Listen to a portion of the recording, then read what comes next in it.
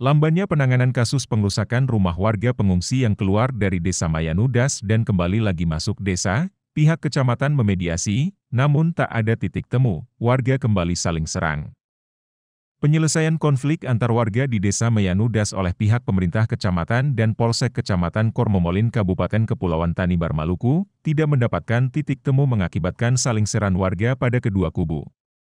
Lewat pantauan media ini, di Desa Mayanudas kembali saling menyerang dengan melempar rumah antar dua kubu pada Minggu, 21 Agustus 2022, akibat mediasi yang dilakukan oleh pihak kecamatan terhadap luka lama atau masalah lama, yang belum ditangani dengan baik oleh pihak pemerintah maupun pihak aparat penyidik kepolisian di Desa Mayanudas. Ketika wartawan media ini tiba di tempat kejadian perkara, pada pukul 8 WIT, terlihat dalam mediasi tersebut Camat Kormomolin, Micander Kafroli dan pihak aparat kepolisian duduk di rumah kediaman Bapak Donatus Koisin untuk menyelesaikan permasalahan kasus luka lama tersebut.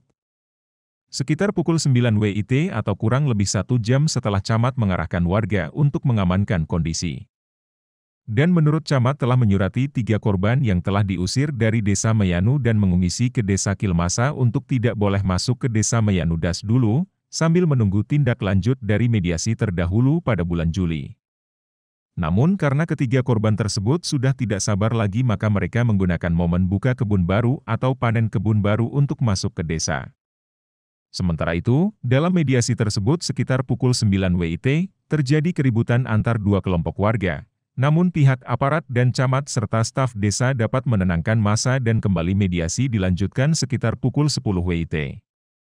Mediasi persoalan yang terjadi sejak November 2021 lalu pun terus dilakukan sampai sekira pukul 10 WIT, waktu setempat.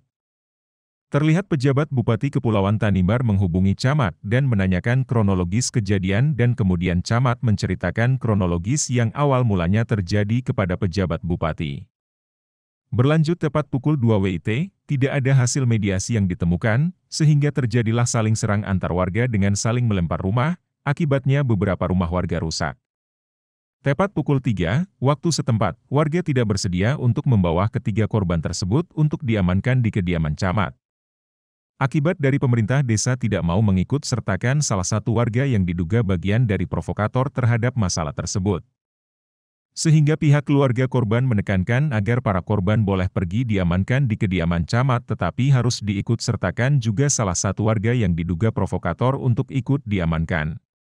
Dalam proses mediasi tersebut, Camat Kormomolin sangat menyesalkan insiden tersebut karena dibebankan di masa pemerintahannya yang baru, namun persoalan ini merupakan tanggung jawab mantan Camat Kormomolin yang lama.